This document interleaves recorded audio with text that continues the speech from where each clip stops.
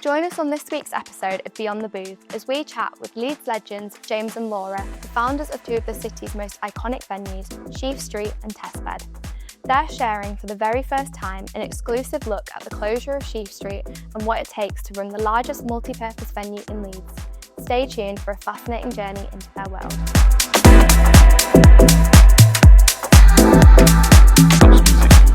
Laura and James, how are you? Yeah, good, thank you. Good. Thank you so much for joining us on the podcast. It's great to have you here. I'm really excited to dive into what you guys do. The last time I saw you guys was at the launch of the Leeds Nighttime Economy Group, which we'll definitely get into when we start chatting. And that was sort of like March time. So what have you guys been up to recently? Usual juggling a toddler and a test bed, I think, is usually the main thing. Getting ready for summer, trying to fit all the million different things that you do into some form of schedule is usually what we're trying to do. Yeah. Plotting and planning. Yeah, exciting stuff in the works, I'm sure. And that must be a lot, juggling that with a toddler as well. Yeah. Does he ever get free reign of test bed? He does sometimes, yeah. Particularly fond of the scissor lift, which is not allowed on. I bet he loves it. It's like a massive play date, you can imagine. He has all manner of vehicles that he pegs around on, so yeah. The riding bike. Yeah. I love that. He's just going to be he already is going to be the coolest. Yeah. Growing up. So in the introduction, I covered a little bit about what you guys do, but your careers are so broad, and I mean, you just do so much. So I'd love to hear from you guys a little bit, in your own words, what you guys do on a day-to-day basis. Yeah. I sense we run quite a few different things. We run a company called the 𝗦𝗢𝗖𝗓𝗏 Group, which kind of oversees all the bits that we do. The mainstay for me is TESTBED. I'm on the ground there most days, and booking and organising all the different things that happen there. We also have Duke Makes, which is a agency for making. So that's kind of what I head up predominantly through the day, but then crossing over into programming and creative direction then of TESTBED too. Amazing. And balancing that with a toddler, but also I want to mention that you guys have two dogs as well with really cool names. Do you want to share what? Annie Mac and Mr. Scruff. Annie Mac and Mr. Scruff. Like, come on, they're the best dog names ever. How did you come up with those names? I mean, it started off as a joke at the beginning. Mr. Scruff was the first one, and he was the scruffiest of the pack when we got him. So we just were like, well, let's just call him Mr. Scruff. But he's quite a big character, main character energy. And I'm pretty sure that the real Mr. Scruff often hears about a dog called Mr. Scruff in Leeds. And then Annie Mac was just another joke, and then it stuck. I love it. Do you know if either of the DJs know about? Yeah, but I love that. Yeah. And I think that just like really sums up how much like you two are just like in every way involved in music and like the creative industries. So for both of you, really, growing up, was this an industry that you always wanted to be involved in, or what were your interests when you were younger? We were always in it. We were partiers, basically. yeah, always in it in one way or another. Usually being the organisers of something, whether that's on a small level of the person that's rallying the troops to get to something or go somewhere else.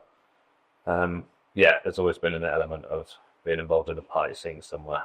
Yeah, we are the organisers of it in our friendship group, and so a lot of people rely on us. It was never like any early years kind of like, oh, I'm definitely going to work in nightlife industry, or I'm going to own a venue, or that just sort of ended up where we are. It was not an early reading or anything. No, we've just kind of gone into it and learned as we've gone on, really. We've worked in it a lot as well. That was always, we worked within it growing up, and those are the first kind of jobs, bar jobs, all through university jobs. Yeah. So did you grow up in like an inner city area, or was you in the countryside? Or I grew up there in a tiny little village called Wellington, Stanford, Peterborough kind of way. Okay. I was the only kid in the village at that time, so there wasn't like that. When I left, I left to go to uni in Bradford, and I knew that when I was leaving there, because that's it, I was out, so coming back kind of thing. And then moved over to Leeds and been here ever since then, really. So been in a city more than I have in the London countryside. Yeah, it's interesting that you chose to move away from the south. And I'm from Swansea. Yeah. So, but that is a city. And I came to Leeds in 2004 for uni and then stayed. But yeah, there was quite a lot of nightlife in Swansea. So I cut my teeth pretty young. So you sort of found that at home, Yeah. so you found that once you moved up north for uni? When I came to uni, I was already pretty well versed in partying, so it wasn't as much of a baptism of fire for university. Well, that leads me on to my next question. Can you remember your first experience of being exposed to club culture? It's probably like small town club stuff. So even though we were sort of 16, 17, 18, sort of sixth-born type years in our little market town of Stamford, had a terrible venue called Central, which was, exactly as you would imagine, a small market town pub club. There was actually more clubs, the few clubs to choose from in this tiny little town at that time. But then I think we always had our friendship group always knew that wasn't the best. There was other things around.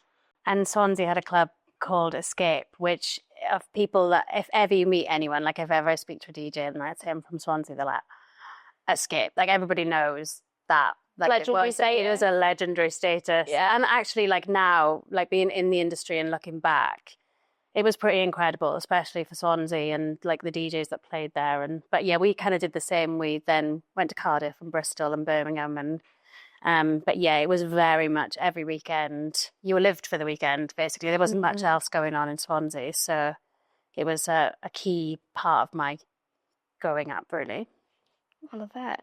And so how did you end up, from enjoying going clubbing yourselves, how did you end up working in events? So I was an attendee for a good while when I started to move to Leeds. And then I started to work for a company called 𝗟𝗘𝗧𝗔𝗟, and which was one of the very first sort of party photography places. And this was pre-phone cameras and everything. So we would take photos in the clubs of various people, and managed to do quite well there, and eventually ended up getting fired from there because we were taking on jobs via directly from the promoters, which we weren't supposed to do. I see. So we then set up, myself and my friend Charlie, set our own company called 𝗦𝗢𝗖𝗓. So kind of like this big period of a few years, kind of around like 2005, 6, 7 sort of time, where I was doing a bit of a double life. I was working for the police in the daytime. Wow. Never knew. Yeah. Identification parade work. What's called Viper officer was built. As a whole other story. That's so different. Yeah. And then in the nighttime running the event photography stuff, which was taking us to all manner of different places. It was like the heydays of Mission and Basics and Dirty Disco, and there was everybody from like Dead 𝗟𝗡𝗧𝗔𝗟𝗦 and 𝗬𝗓𝗔𝗔 and loads of different people that were all at that sort of level at that time. They've gone on to become massive. Yeah.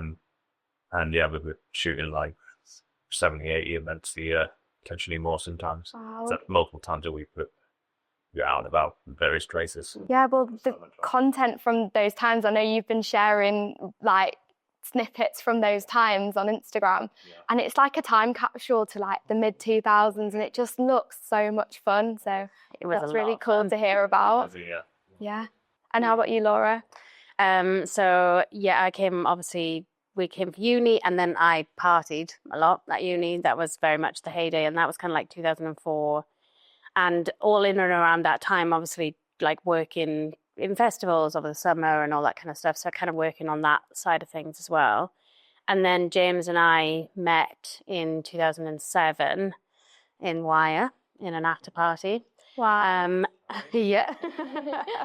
And then I was in uni at the time, graduated 2008. And then I kind of, because we're in nightlife now, but it didn't start in nightlife. I wrote a hypothetical space in my dissertation, which ended up becoming a co-working space in Leeds called Duke Studios. And Duke Studios, when we moved Duke Studios into the building, which was Sheaf Street, we then added Sheaf Street as the bar there. So we kind of have this part of the journey that isn't within music, even though we were kind of, even in that time, still in music, as in going out and... Parallel bit where we both had took our individual passions, for Laura doing lighting design and interior design stuff, and myself doing photography. We wanted to be able to do that in our own sort of space, somewhere like this, and it didn't exist at the time in Leeds, so we set up Duke Studios in order to be able to do that. That became our full-time thing, and we both gave up the various jobs that we had and did that full-time. And in that, we were doing a lot of organising, and we had a lot of events and parties and things that happened with there, but it was all within a co-working space. And then when we moved to the Sheaf Street space, that building had a warehouse type space that was naturally like, oh right, well, this space needs to be a club. Yeah. So moved that and added that on essentially, and that's how we ended up. Yes, that was 2015. We moved into Sheaf Street. Yeah. And then Sheaf Street was born, and it grew from there really. And we very much learned on the job. We had no idea what we were doing in the beginning in terms of like even just running a venue, a bar, a cafe. And so we were in Sheaf Street, obviously from 2015 through to 2023. But that kind of grew and developed from there really.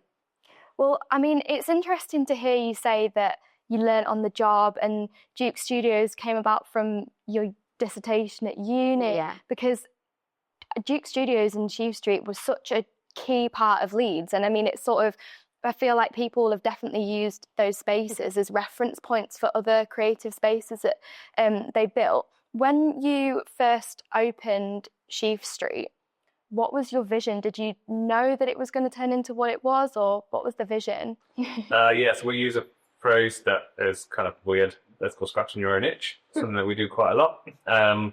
So everything that we've done has usually been in response to something that we wanted or needed. So Duke was made because we couldn't find a space that delivered what we needed. And Sheaf Street was out of the end of, sort of, we've been pioneering for several years at that time, 2015. Don't want to count how many years that is between 2005. But we then were finding that the venues that were around at that time were not sort of catering to what we were maybe growing up through that. And so rather than sit back and whinge that it doesn't exist or they're not as good as they used to be or doing all these youngsters kind of thing, was to create a space that we felt Leeds needed. And that's where Sheaf Street was born from, making somewhere that we would want to go out to. Yeah.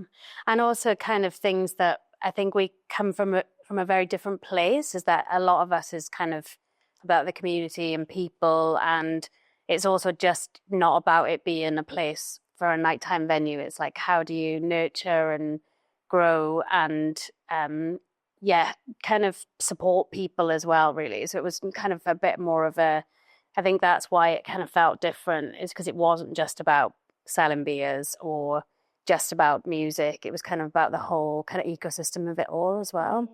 Yeah, you definitely created, like, it wasn't just a space, like it was a place, like it, you know, it was a really special place. And so am I right in thinking you came to own Sheaf Street as a venue in 2015, but Sheaf Street didn't open as a music venue until 2017, is that right?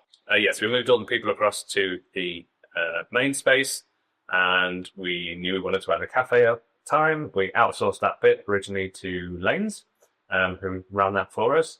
And then we looked after the event space side of things. So there's a warehouse kind of space that used to be a belt manufacturer's.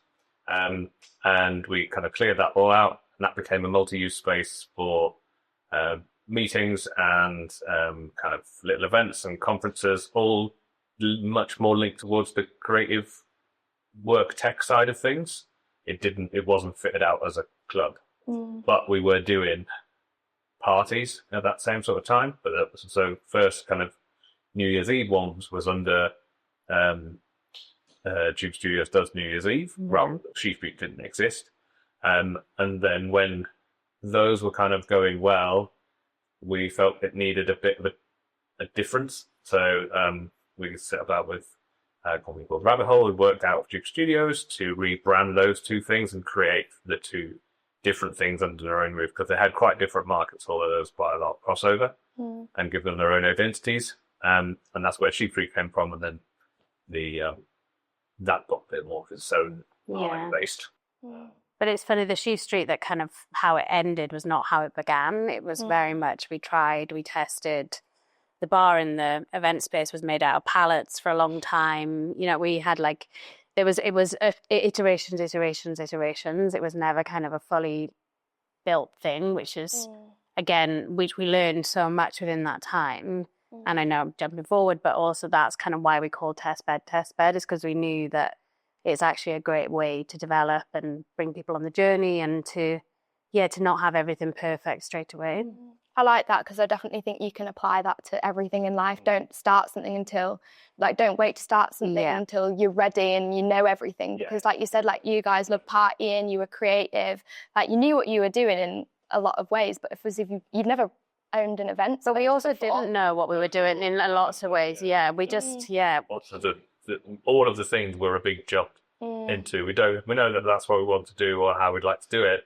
Don't exactly know how it's going to work or if it's going to pull off. But somehow you've got to, if you don't start it, you'll never finish it. But we were also really honest about that as well. There was never any point that we were like, we are this, we are that, we kind of had that foundational spirit between us of the ethos and the vision and the values, but we never went out and said, this is what we are. And I think Sheaf Street also did that in terms of it never had a tagline. We never say we are anything. We just crack on and do whatever it is that we're aiming to try and do, and let other people decide what we are. It doesn't work by going, we are this space for these type of people or this thing, or... It was really interesting. Well, we let other people... I mean, sadly, obviously when we closed, but that kind of like online digital outpouring of love was kind of like, it was like an online obituary. It was like really, it was quite hard to kind of go through it all, but also it was just so incredible to see that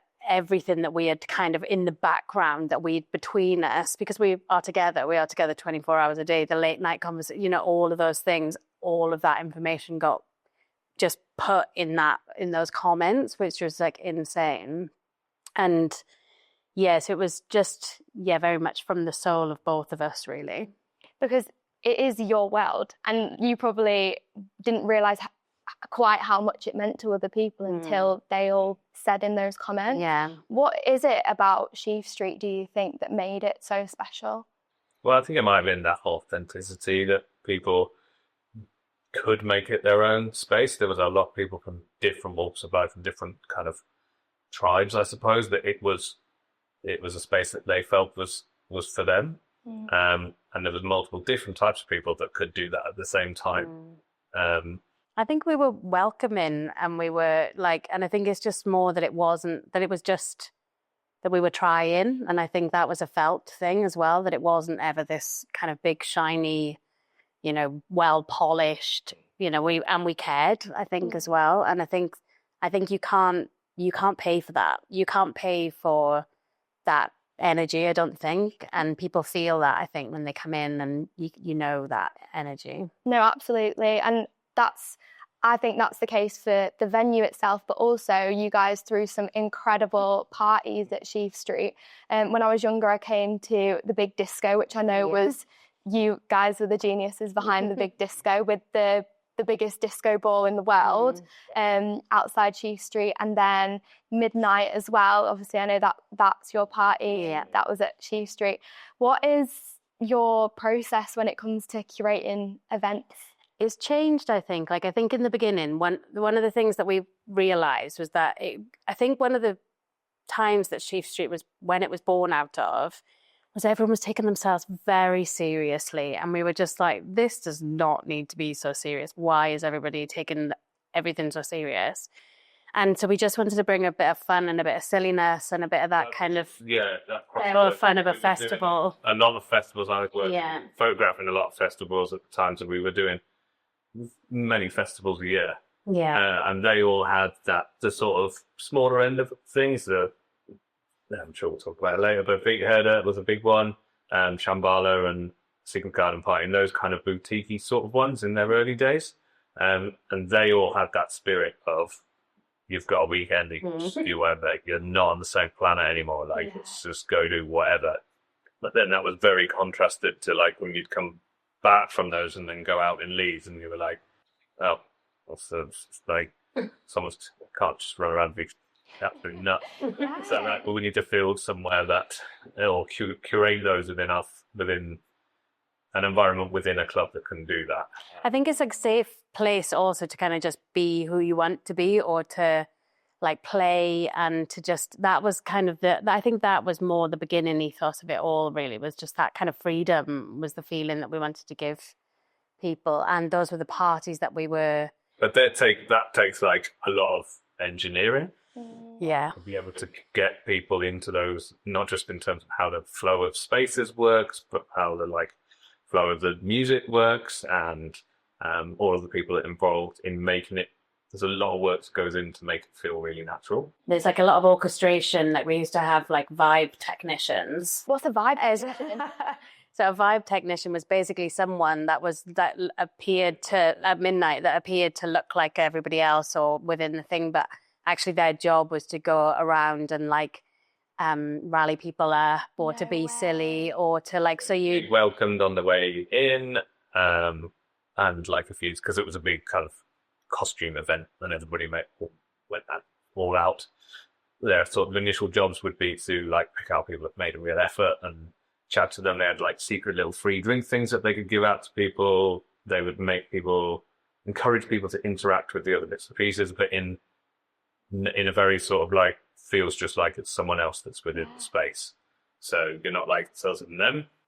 It kind of hyped up the silliness, basically. Yeah. For people permission to be able to go, oh, and then they would basically become their vibe technicians for everybody else. I love that idea. I feel like that makes so much sense now you're saying that, because it's like the energy at midnight, because like you guys booked me to play at midnight, which was just incredible. Like I really loved that, and it was like the energy in that room, you're right, it was like a festival, and you don't feel that a lot when you go out clubbing, so it's really special. It's kind of like it had a sort of like in terms of if you look at it from the distance, it's a bit like comparable to kind of 𝗟𝗡𝗏𝗧𝗔𝗟𝗏 type things, in the sense of like we'd go all out with some stupid theme, and it would be nuts. There'd be like big production and lots of things and bits and pieces. And when we say big production, it was us doing. There was no like. It was us putting out this cardboard and nailing everything.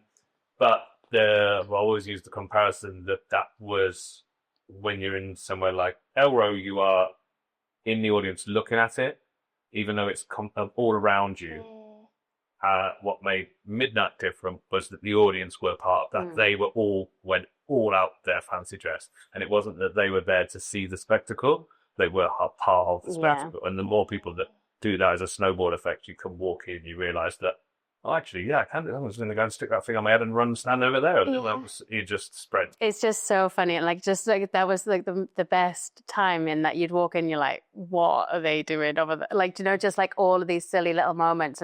But also that like gives me the now it's just that like the freedom, but also like the fun, and seeing, I think adults forget to play, and it's so important to have that kind of silliness. And just, it was magic, really. It felt magic. It was a lot of work to do, and it was really a very, very special thing that we had with a lot of people as well. It wasn't like we were part of that feeling of the magic as well. We loved it, basically. It was really fun. Definitely was like shone through how much you guys loved it. This is probably difficult to name just one, but I'd love to ask both of you, do you have one favourite moment? It doesn't have to be from midnight, but any of the parties that you threw at Sheaf Street, have you got one favourite moment you can think?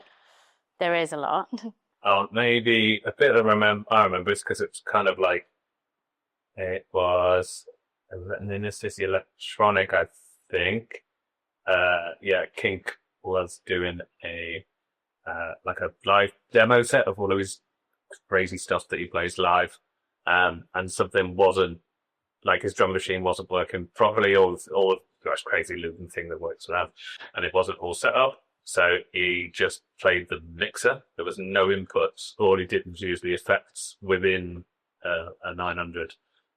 And got a whole crowd just absolutely jumping up and down by just messing about with the judge now was nuts. Yeah, that's a pro master at work. Yeah.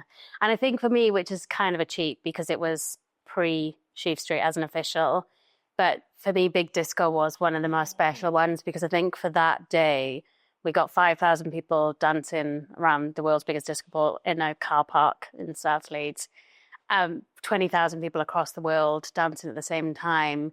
But on the ground on the day was the most intergenerational party I think I've ever experienced in my whole life. There was like tiny little people, grannies and granddads, and just throughout the whole day, just seeing everybody having the most amazing time. I think that kind of, again, just everybody being able to coexist and be with each other felt really, really special. So I think that was definitely a big moment for me. 100%, yeah. I mean, I'd love to carry on talking about all the positive sides of it. But obviously, in 2023, Sheaf Street sadly closed. Could you tell us a little bit about how it came to Sheaf Street closing? It's a perfect storm, really, of all of the bad things happening at the same time, really. We obviously were, Sheaf Street in particular, part of that ecosystem worked well because it had Duke Studios, it had a cafe, and all of those things sort of supported each other, called it a 21-hour building. When something wasn't doing something, the other part of it probably was to help try to generate income, eat on their own. They didn't necessarily stack up. And we then obviously had a pandemic, which made all of the things we do pretty much prohibited overnight. So we went through the same thing as everybody else did with all of that. And that set us right back. On top of those aspects, you then come out into the world that we are in the moment in terms of the, what do I first call it, the corporate wheat crisis, rather than the cost of living crisis. Into that, and then dealing with huge changes in spending habits in terms of bar and in terms of culture and how people interact with that. We also lost 2 generations of clubbers, really, as well. There was a lot of people that were afraid to come out, and that was a big adjustment as well. So final nail in the coffin for us was that Sheaf Street sat in the middle of Air Park. So it was a huge, still is, a huge city centre development, and there were points throughout that development time where we were physically cut off. Like you literally couldn't cross the road to get to us. We were already a destination space, but then when you couldn't actually physically get to us for big chunks of time, massive amounts of roadworks around there and development, we were essentially squeezed out. We had to close the cafe aspects, and that just had a knock-on effect that meant that then we relied more on the club side of things, but then the club stuff wasn't doing as well because people weren't going out as much and they weren't spending, or the tickets were being bought in a different pattern, and all of those things combined together to just make it not sustainable anymore. And it was such a loss. I mean, a massive loss, huge loss, financial, personal, like physical, everything. It was taking us. We're only just kind of, I think, getting over it a bit now, really. It doesn't feel quite as raw as it did because we loved it. It was like our whole life. And also the whole part of it was also that TESTBED, it was supposed to be that we had Duke Studios, Sheaf Street, TESTBED and Duke Makes, and that we were going to create this kind of independent creative campus for music and arts and people all alongside this massive London international, European developer, so that we could take up place and space and be able to provide that kind of different something for all of these different types of sectors. And so that there was also this kind of plan of what we wanted to create, and then we couldn't then create that as well. So we've had to massively readjust, and also it was big and bold, and we didn't know what we were doing, but we were going to try and do it. And so that's kind of knocked all of that back. And then you have to go, okay, so then how do we do this thing on its own? Because Sheaf Street was supposed to be the kind of growing ground for everybody, the DJs coming through, all of the opportunities, and then that would then grow into these spaces. And then we, financially it knocked us really bad. So we couldn't take any risks. So we had to change the whole model. And so it's been really tough, really, really personally. And we live together. We have a baby. We had a toddler. At the same time that all this happened, I was pregnant. We had a child. You know, our whole life fell apart while we were also bringing new life as well. So it's been pretty tricky.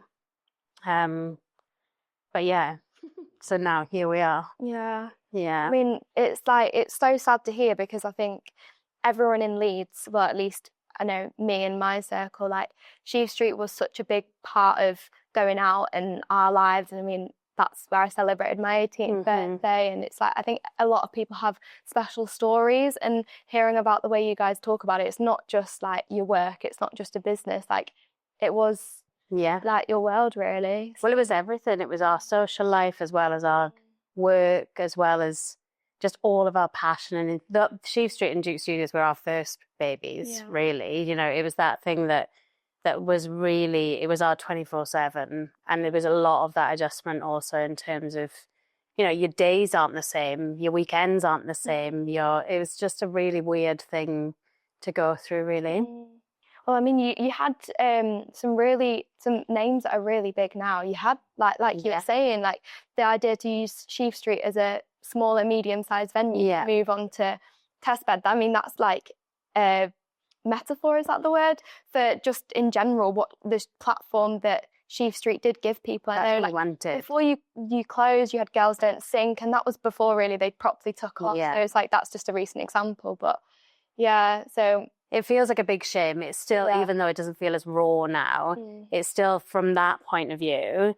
And especially like with the work that James is doing on the LNEG and all of the stuff that we're hearing, when what people need is what Sheaf Street was, which is really hard, because you're like, well, we were trying, but financially there was just no way, you know, it wasn't making loads of money, and, you know, we weren't making loads of money, we were being paid loads of money, all those kind of things. But actually for the community and the ecosystem, it's needed.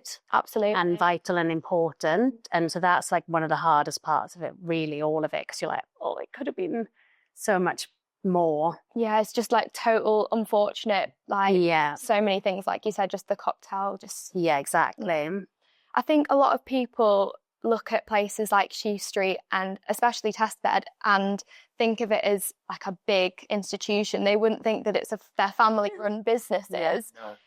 How did like TESTBED come about? What inspired you to want to take on a venue that big?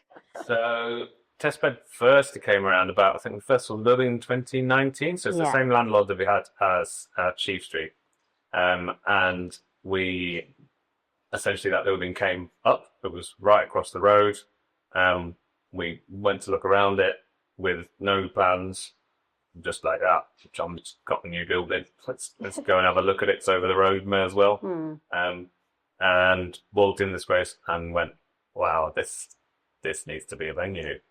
And yeah, so there was no plans to scale what we had at Sheaf Street, but it made sense to fit into that kind of campus that Laura's mentioned, and it had a perfect ability to be able to do things that Sheaf Street couldn't in terms of scale, but have a very similar remit in terms of what it produced. So yeah, it was just another one of those kind of like, well, now we have to do this, don't we? But then we signed the lease in 2020, and then of course couldn't do anything with the building, all whilst the other business was tanking. So it was like insane. The stress must have just been, I mean, with COVID. It was tricky to be able to, did deals for that in January 2020. So.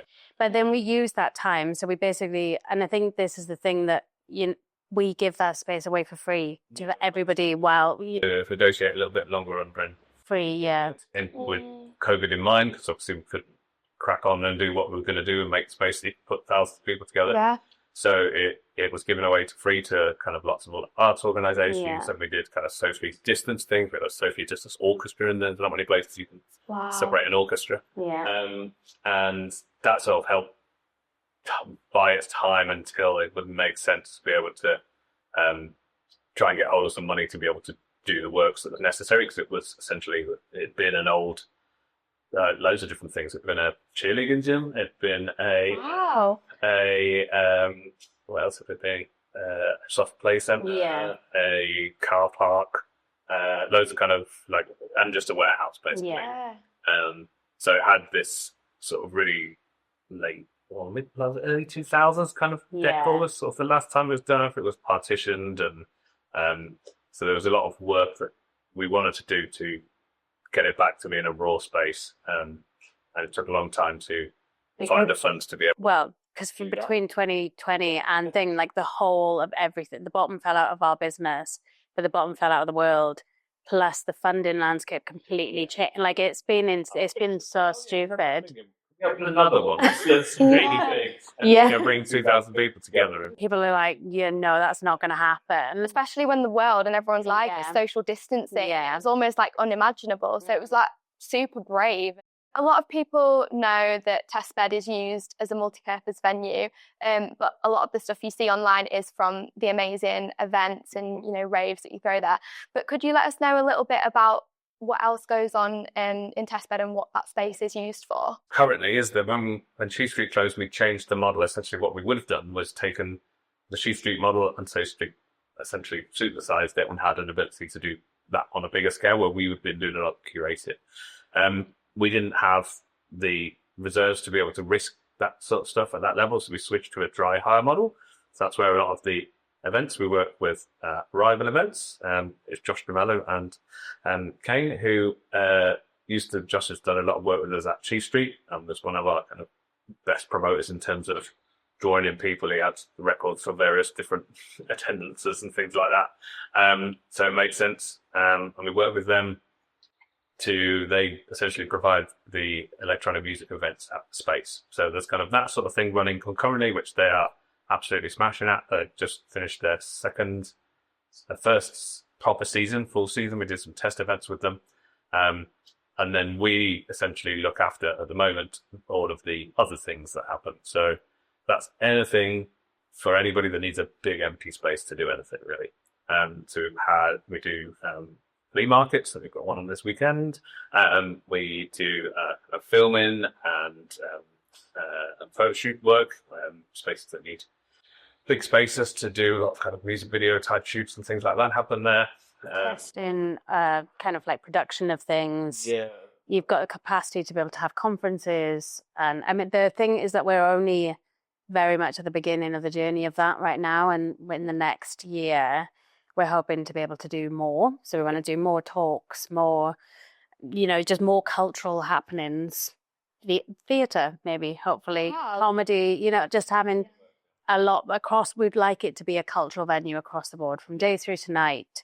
And again, that feeling that anybody can use the space, people can come and make and create there or present and do, or so it's just kind of, I mean, what would be the most amazing thing is if one day it kind of just feels like a really cool community hall that, that everybody can come and do something there from little through to big. We've been stifled a little bit by the setback from Sheaf Street, really, because TESTBED is coming alive in iterations. We refer to where we're at the moment as TESTBED 1.3. We've essentially got it all planned out to 1.9 and 2.0, like a software release. We know kind of exactly what we'd like to do. It's a big blank canvas space, and it always will be a kind of blank canvas space in terms of the ability to do lots of different things in it. But our current section or phase of 1.3 has a relatively limited amount of in-house infrastructure. So we have to bring in quite a lot of stuff per event, which means that you need the kind of volume of people for those things to work, which is why the arrival type events work, because they're shifting to an arts house of tickets each time. And that means you can use that capital to be able to bring in the kind of lighting systems that you need and the massive function one rig and all of the boring stuff that goes with it in terms of toilets and fencing and all the other stuff that eats all the money. And to be able to do some of the other stuff, we need a lot more of that stuff in-house.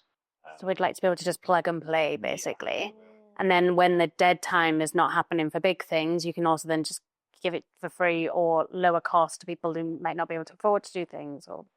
So that's essentially what we did do at Sheaf Street. That we had essentially everything end-to-end in-house. I'm sure a lot of people liked coming to us or using us as a promoter because it was a bit of a kind of Apple approach where we would control absolutely everything. And that meant that everything was like annoyingly precise. James is annoyingly precise. It sounds like you need to be. It sounds like like clockwork. Yeah, people would like it compared to potentially other thing is that they would go and play out or try and run nights out where stuff would just work and it would be where you need it at the right time. And we put a lot of stuff into the process and the all the procedures behind making sure that was correct and the team were really good. It's so fun to be around. I know, it must be difficult. Oh, I mean, we're gonna get onto this a little bit later, but how do you separate like non-work with work? Because I guess living together and working together. There isn't. We've tried, and we have tried over the years. It's because we've also got the work is if it was I don't know if we ran a florist or something. I mean, a big forestry business. It wouldn't like seep into it. It'd just be like. You wouldn't be able to go to weddings very well because you'd always look at the flowers and be like, oh, that could be better. Whereas what we've turned into our business is all of the recreational kind of normal stuff that you would do, all of the partying, all of the work, all of the creative and digital side of things. So every single thing was tied up. But everything is. Like we went to like the Ziggo in Amsterdam once and like from the minute we were like, this is so good. And at the end of the gig, we like stood and watched the ingress. We watched the egress because we were just like, oh, they're so efficient. So there's like literally nothing in our lives where it doesn't infiltrate. We have to be really careful in terms of a personal level. We have to be like, no, we can't talk about this now. Do you know, just because often as well, we work in the evenings, or we have always worked 24/7, but you know, especially now we've got a little one, he goes to bed and then my brain doesn't stop. If I start like working James works till like midnight. He's like always on it. But if I work past like 9:30, 10:30, then that's my head full of that to go to bed. So we've had to like kind of curb a lot of that really. But we are, I think it is amazing. We are, as a couple, we have worked really hard, but we do pretty well in terms of, we don't really have big fights or like, we're not like, do you know, we're just, and I think even having a kid has been quite easy in that way because we're used to working together. And we are a team. To work together. Yeah, basically. So you already knew how to work together. I mean, it's not easy, but it's been, I think, a bit easier than us having to then, you know, we weren't leading separate lives. And so yeah. Well, it sounds like you've got everything under control. I'd love to go back a little bit to when you were talking about TESTBED 1.3 and you've got all the phases. It's great because I've actually seen a lot of this on social media. I feel like I always see you guys updating TESTBED and letting us know what's going on, and it's really exciting to see because you don't usually see that side to venues and you document the whole process. How important is it, do you think, for venues to have a social media presence? I think it is. Well, it's a fact of life now, isn't it? You can't really not, unfortunately. I wish it could just be a bit more ramshackle. It is a bit annoying, like how perfect everything has to be all the time and how perfect your videos have to be and all those kind of, because it takes so much work, you know, how much work it takes to do all of these things. And there's an extra level, a department. It's only us. It's me, James, and we've got one employee called Bo. So there isn't loads of us. And what's Bo's role? There is our operations lead. So essentially he's on the ground day to day looking after resetting the venue for spaces. He does a lot of helping with that and really hands-on in terms of creating new bits and pieces that are welding set together and creating a new area or fixing something and just keeps the place going basically. Yeah. Wow. He's amazing. A lot of people wouldn't expect it just to be a tier 3. Yeah. In the background, the team teams on an arrival event, the teams are huge, 30, 40 people coming in on that when you've got all the security, all of the bar teams and all the other people involved. It gets big very quickly. But to go back to your point though, on the social media, is we do now have Kian as well. Yes, we now have Kian. And I think for us it's important to document that. That helps with get that across. We don't have this kind of shiny, polished, here's the final video type thing. Here's what it is. TESTBED was designed to react to what the building needs and to what Leeds needs as well. And we didn't two reasons. One, we wanted to be able to have the ability to change those things, to try things. Every event is a test. We put something on, we work out maybe how it's the flow of things, where toilets are, all of those different kind of things. But it's also limited by the fact we didn't have the money to do all of those things at the same time. So we can't just sit down with a bunch of architects and go, all right, well, yeah, let's build a toilet block there, and that's perfect. But it's kind of helpful because you get to properly test that. Yeah. When we eventually get round to having more permanent toilets in our space, we'll know exactly where is a really good place to put them and how the flow of people can work around, because we will put, I don't know how many it was about 67,000 people in space last year. I can't wait till we can't wait till we stop talking about toilets. I know that must be like a type of conversation. I see that in the Instagram comments as well, people asking about when's the toilet. We can't wait for the toilets. So whenever the toilets happen, that would be brilliant. Yeah. And we also post some toilets. Is there anything that you learn from what happened with Sheaf Street that you've implemented at TESTBED to sort of mitigate and like learn from that situation to prevent something like that happening again? I think the key is that you can't prevent it. I think that the pandemic has proved that to everybody. Pre-pandemic, we were always kind of like never really a fan of a business plan, and we never really got any proper financial traditional funding, because we weren't very good at sort of putting all that together and going, this is what's going to happen. But I think helpful, we always used to refer to them as business guesses, because you can't plan them. No. It's the future. And then whose business plan went beyond 2020 and factored in any of those things? Every single one went out the window, regardless of your industry. It was all rock, and you had to change and do stuff. So we always had the ability that we were kind of going, well, we don't know what's going to happen. We can say that this is going to happen. Like manager, when they want to hear that that's what has happened. But you don't know. Yeah. And we can plan to try and do this, that, and the other. But being able to be, I think that's why we dealt with the pandemic quite well, was that we were already of that mindset of being able to test and try and pivot and tweak and completely change something, and on next week do something completely different. There was already a model for that. So there's not a huge amount of things that we would do different with TESTBED, just kind of carried on that, like, right, well, that does actually work in that iteration kind of version. If anything, we'd just like to bring more of the TESTBED. It's really difficult to have that intimacy that we had at Sheaf Street in TESTBED, because it's such a big space, but more of the kind of community and people and being able to do more things that aren't just big things. Because I think even for me, the big things aren't for me. Like Sheaf Street for me was the perfect number. Like that is my kind of size of venue.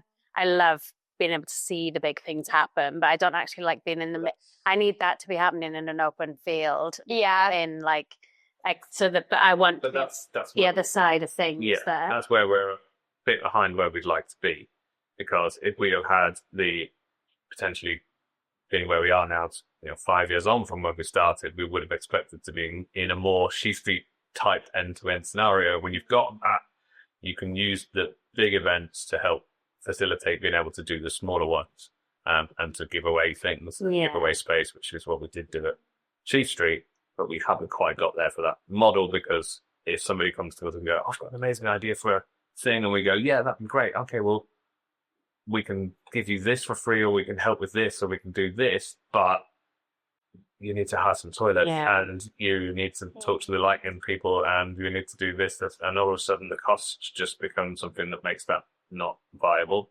So, but we're working on it. Yeah, we're working on it. Yeah, the Mayors, haven't you? Yeah. Do you want to tell us a little bit about what so that is? We do use a smaller part of Sheaf Street, of TESTBED, which is ingrained. This is more of a Sheaf Street size space. It's a little bit bigger than Sheaf Street would have been, because TESTBED is enormous, and you can use that as a smaller space. So we did that.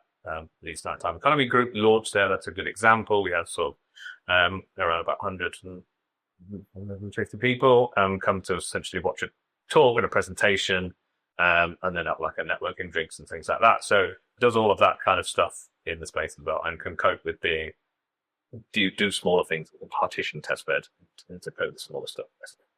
Yeah. And and also that thing just from, again, the day to night and all the different ages, and those things can happen a bit easier under the mares because it isn't such a huge thing. We've got some plans up our sleeve for under the mares. The problem is we've got so many plans and so many ideas and so many things that we want to do, and it's just really tricky when it's just us and a small child. But we ultimately just want to make good stuff happen, really. Well, that's why it's so great you guys coming on the podcast and chatting with us today, because I think people will be really excited to hear from you guys your ambitions and your plans for these things, because I think people in Leeds will feel that excitement too, and beyond. People do travel from outside of Leeds to come to TESTBED. I mean, I've been at nights at TESTBED and I've chatted to people and they've come from all over. So that was one of the things for Sheaf Street. Well, do you know, people are like, what's your like KPIs or your thing? And our like thing for Sheaf Street was, we will know that we have made it when somebody goes to somewhere in Berlin or Barcelona or something, and someone says to someone, I'm going to Leeds this weekend, and someone else says, you need to go to this place, it's called Sheaf Street and it's in the front of this garage, and I was like, we'll never know that that's happened. And then one night I was in Outlaws and I was at the bar and I heard somebody say, I was in Berlin at the weekend. Oh, where are you going tonight? Oh, we're going to this place in Sheaf Street. Oh, yeah. When I was in Berlin, I met somebody and they told me, and I was like, oh, effing hell, like it actually happened. And I heard it and I was like, this is weird. And I'm going to just stop you and I'm going to tell you this little story, because I was like, that is insane. Like, and it's just that, that was a weird thing. We haven't made one of those for TESTBED yet. We need to work out what that is. But the fact that you were there and you that there's no chance that's the only time that's so weird. Cool. Yeah, that's so cool. I asked you this question for Sheaf Street, and I know TESTBED hasn't been about for as long, but do you have a standout moment from TESTBED? I had my birthday party in TESTBED, and it was a funny, because it was like in and amongst all of the Sheaf Street stuff when it was very dark and not very like good time, and I was like, right, I'm gonna bit of silliness and a bit of fun. And I did Laura's day to night disco, but we basically made this like whole, like we spent ages pulling out all of the random stuff that we have and made this like kind of light night-esque, loads of light installations and all those kind of things, and that took up the whole space. But there was only about 50 of us. There wasn't that many of us.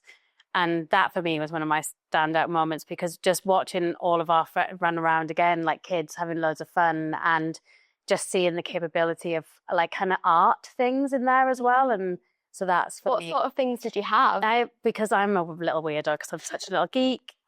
We had like things of like, we set up just really simple things, like setting up like a really big stage light in one corner that projected so that people could play with their shadows. And then I have these like CMYK and RGB lights that when you put them, put things in front of them, they cast like multiple shadows. Or we had just loads of like kind of like playing with light, or it's a bit like if you imagine what a sensory thing for toddlers is, but for adults basically. Incredible. Did you have DJs as well? Yeah, and DJs and like and loads of like fancy dress and outfits and people just running around like.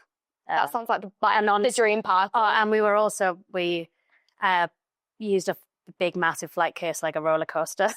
Oh, and went up and down the space and that. For the adults? Yeah. Oh, I love it. I love it. That's so that was pretty fun. But that was a personal thing for me. Nice. Well, it shows what we could do as well. And again, just being silly and not taking yourself too seriously, basically. Yeah, definitely say one massive standout moment for me, because they all join. I'm always busy running around with something with radio and whatnot, so they all join into kind of one big thing. But I think there's a few where you stand at the top of the balcony at the back and it's really busy, and then it's going off exactly how you want. The recent Hacienda one was pretty, because that was again like really intergenerational. Everybody was like having an amazing time. That was like for me, because I'm not often there, because I take the lion's share with Ziggs for like night, but I was there for that one, and everybody that was like the biggest hype day for the venue for us so far, I think, because from DJ through to people on the dance floor, like everyone had a really great time, so that felt really special as well. It seemed that way from all the content I saw. Yeah, it just looked like incredible. And I mean, the Hacienda like is an incredible event, But I think a lot of the time I've been to a couple of hacienda events and you're torn with what rooms to go to because there's like great DJs clashing, but it's great at TESTBED that you don't have to make those decisions. Everyone's there and the sound's brilliant all the way back. So and also the Girls Don't Sink, that was pretty amazing. I think again from that kind of Sheaf Street link over, seeing them, and that was again one of the biggest ones and the first biggest ones that Arrival did as well, was pretty special. More special things to come. Exciting. So on that note, could you tell us a little bit about your plans for TESTBED over the next few months? We have just finished the first season of the Arrival events, so that takes a little bit of a break over the summer, and they concentrate on some open air stuff that they have, and it comes back in September. And we fill up those gaps with a bit of the stuff that we normally do. So there's flea markets. We do a lot of combat sport events. So there's kind of mixed martial arts and boxing. And various other bits and pieces like that. But we're filling a big chunk of summer with a thing called 𝗚𝗢𝗡𝗧𝗔𝗜𝗍𝗓 𝗏𝗡𝗡 which is coming from the Barbican. And it's a interactive VR experience that takes you on a journey through the history of 𝗏𝗡𝗧𝗔𝗟. So good. It's really good. We went down to the Barbican, And did it. So when it finishes at the Barbican, it will come up to us and start in the middle of August. And people will come into TESTBED and you play with your friends. So it's the first time that kind of a multiplayer version of this experience has happened. So when you're in the space, in a virtual space, you put on a headset, headphones, and a haptic vest. So the haptic vest is so good. I wish I could wear one all the time. So excited. Just that feeling of music. And then essentially take part in you're kind of like in a documentary experience, but you and your friends, you can see your other friends within the space. You walk around and interact with this virtual world. But it kind of tells you about what was happening at that time. What did it feel like? Kind of like being in a documentary. But then you're going through that process and kind of looking for the rave.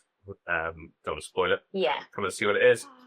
It's really cool. It's really like when you come out of it, you almost feel a little bit like, oh, I've been somewhere. It's like a really, but for us, we went down and saw it in the Barbican, which was amazing.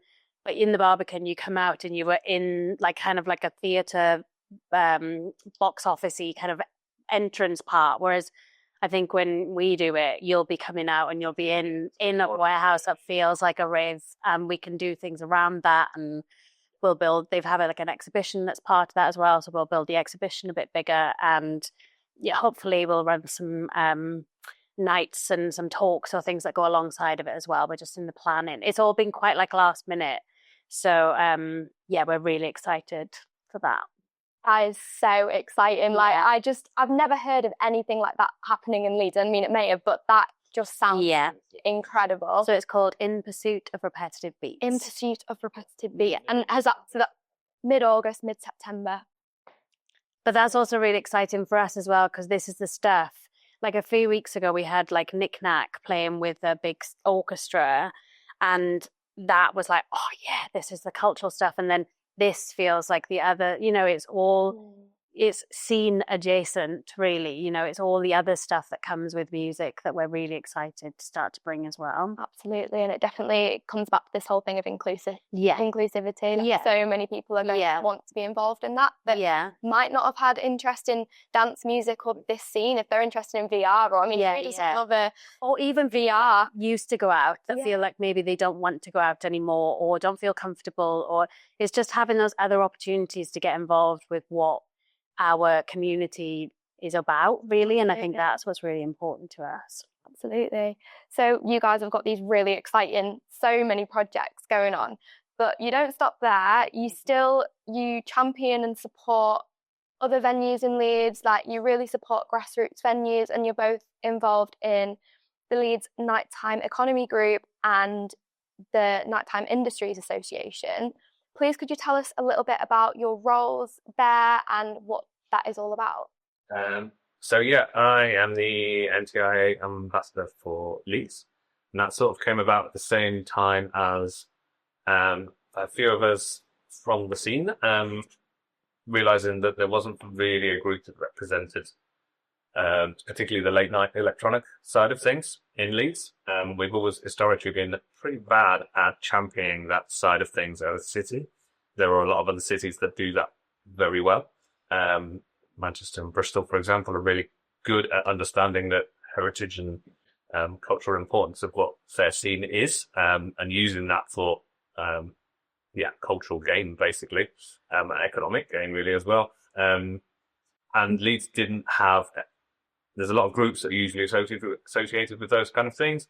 A lot of those cities have things like night czars or various other advisors, and Leeds didn't really have any representation of that at all. So a few of us came together to kind of start that really, and came up with Leeds Nighttime Economy Group, which they're currently on a kind of like big member drive for. We spent it's all part-time, unpaid, voluntary work. So it takes us a while for lots of Zoom meetings that happen over weeks and weeks.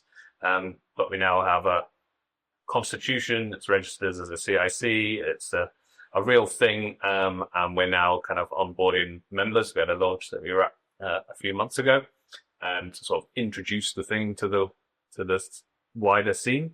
It represents everybody that is either interested in being part of that scene, or they're venue owners, promoters, DJs, supply chain, all manner of different people from within that scene that make that work.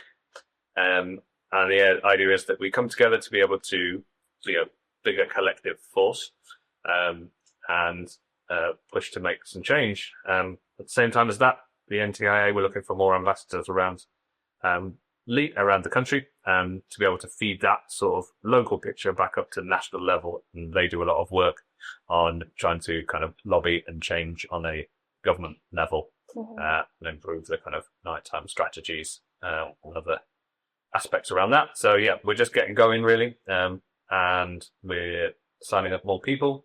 And then our next steps are to introduce ourselves to kind of key civic and economic partners that are in the city, and kind of go, here we are, we represent these different kind of people, and try and push for improvements to kind of safety and licensing, and kind of visibility, and economic support, and anything to make our scene survive, basically. Yeah.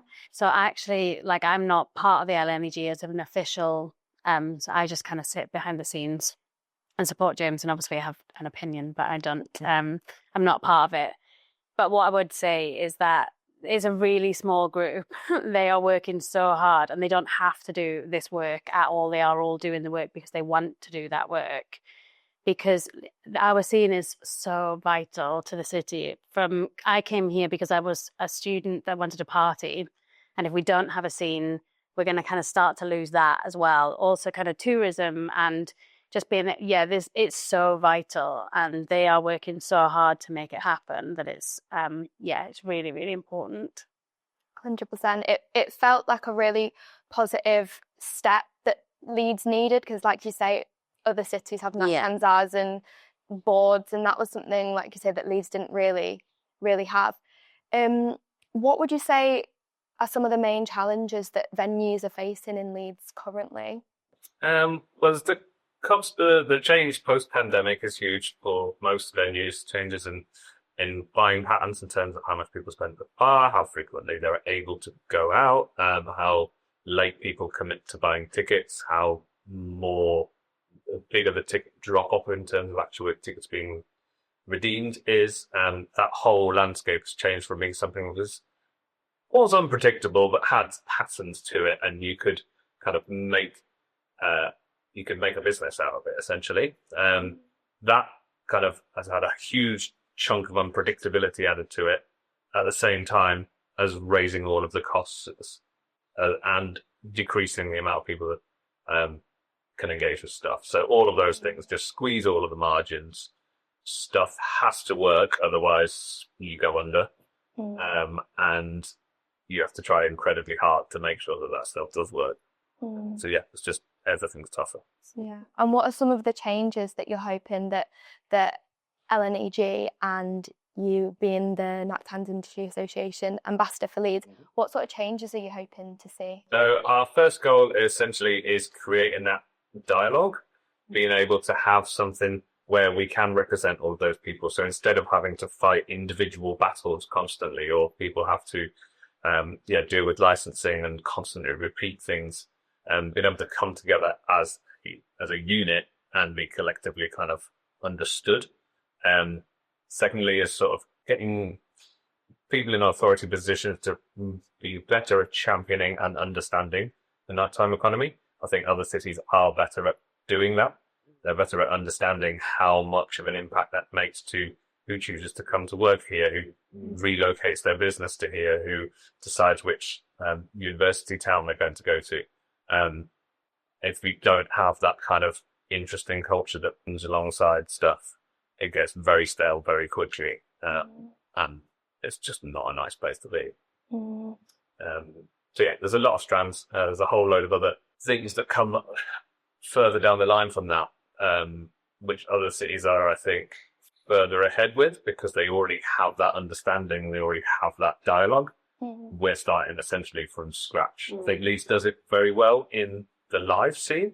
There's a lot of people that have been working on that side of things for a long time, and it does understand when there's a bunch of people standing up on stage with a guitar, and it does champion that, and kind of the city gets behind those kind of things, but it doesn't understand quite as well or realise how well that can engage with the youth, or how valuable it is economically and culturally, as the more electronic side of things.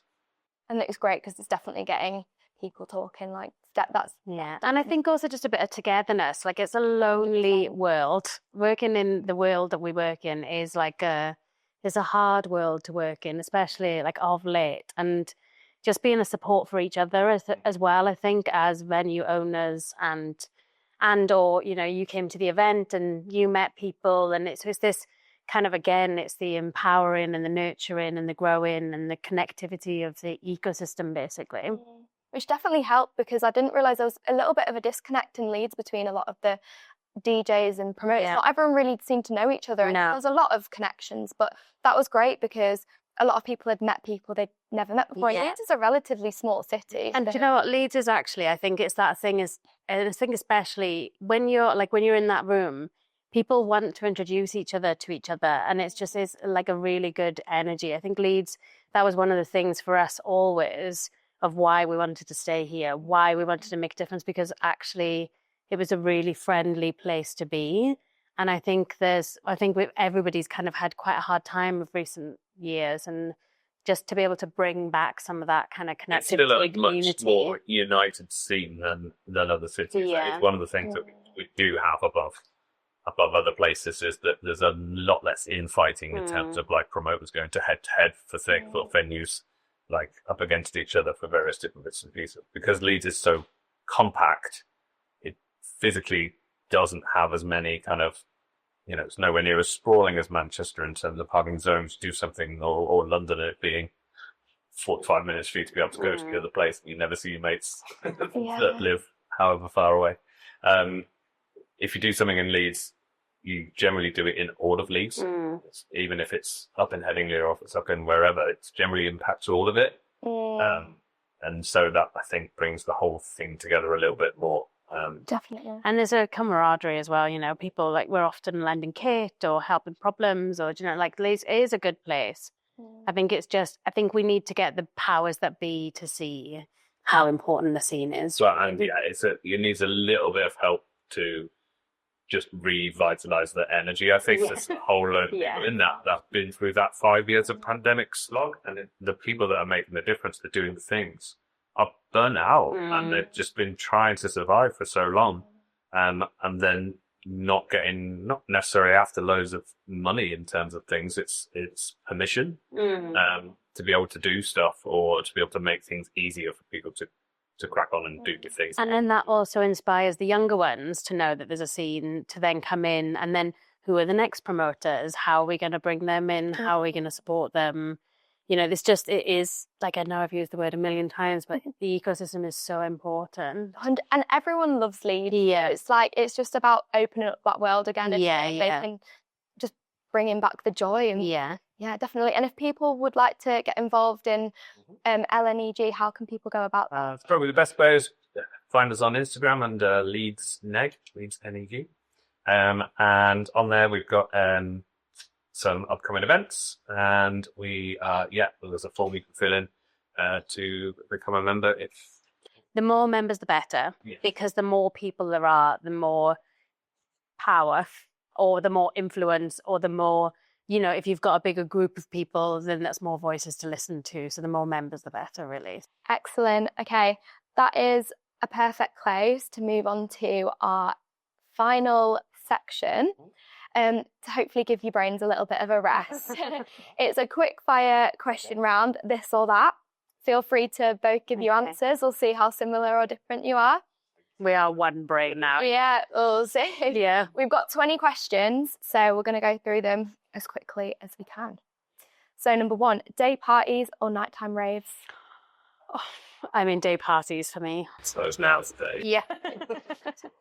Wristbands or hand stamps? Wristbands. So House music or drum and bass? Drum and bass. I'll get that. Stacked lineup or an all night long DJ set? Oh, And it is. yeah. Amazing both. I'd Amazing say- lineup, amazing all night long. Yeah. More opportunities for more people. So, yeah. Stacked lineup. Stack lineup. Tea or coffee? Coffee. Neither. Neither. Front row or back of the crowd? Oh, I don't know why at the back. yeah. Back of the crowd. Muddy festival or dusty festival? Dusty festival. Yeah. On-screen visuals or a disco ball? I like a disco ball. Best bet. Yeah. City or countryside? City, I think. City. Yeah. CDJs or vinyl? CDJ. Yeah. Surprise back-to-back or a surprise live vocalist? That's Surprise back to back. Yeah. Instagram or TikTok? Instagram. In front of the camera or behind the camera? Behind the camera. But you're great at being in front of the camera as well. We don't often do this, so yeah. You're great at it though. Sweet or savoury post-gig snack? Slavery. Summer or winter? Summer. Dogs or cats? Dogs. Smoke machine or a laser show? A combination of the two. Can't really hold that in. Yeah. Yeah. Early bird or night owl? Night owls. Even though we have to be early birds now. Yeah. Traditional flyers or digital marketing? Oh, I would love to go back to traditional flyers, but We'll prefer, I suppose, yeah. yeah. Prefer flyers. And last question, if you're loving a tune, do you opt for a subtle head nod or a dramatic bass face? Dramatic bass. You're a subtle nod. Yeah. There's not many dramatic faces that come out of yours, no. And hands in the air, always. Yeah, hands in the air always. Yeah. Face, face. Yeah. Right, amazing. Thank you so much, James and Laura. It's been incredible to chat to you and get more of an insight into what actually goes into running a venue and just hear about your amazing lives and careers. So thank you so much for coming on. Having us. I have one final question. Okay. If you could go back to the start of your career and chat to yourself when you were starting out, just fresh out of uni, what advice would you give to yourself? I almost cried as you asked the question there. So it's like, it's over there. What question would we ask ourselves? What advice would you give to yourself? Just fucking crack on. Just keep cracking on. The journey is going to be long and hard and Yes. undulating and backwards and forwards. But Just a bit longer than you think. yeah, just keep going, basically. They I will love that. get somewhere. And also, it's never, when you get to somewhere, the joy is in the journey, basically, because when you get to these points, you're then on to the next point and just to, enjoy it. And it will be long and hard. I love that. The joy is in the journey. I think Yeah, that yeah. really encapsulates everything that we've Yeah. just been discussing. Would it be the same for you, James? Or last but not least, where can people find you on socials? So on Instagram, I'm at, Evening James. Mm-hmm. That's my and TESTBED is TESTBED Leeds. I'm off socials at the moment, but I'm just 𝗬𝗬𝗖𝗓 with an I on the end. And then we also have Duke Makes. So yeah. Amazing. Perfect. Thank you Thank so you very much much. again. Thank you. Thank you for listening to this week's episode of Beyond the Booth with me, your host, Grace Garcia. If you enjoyed this episode, please feel free to check us out on social media at 𝗬𝗓𝗡𝗖𝗍94 and stay tuned for next week's episode. I'll see you there.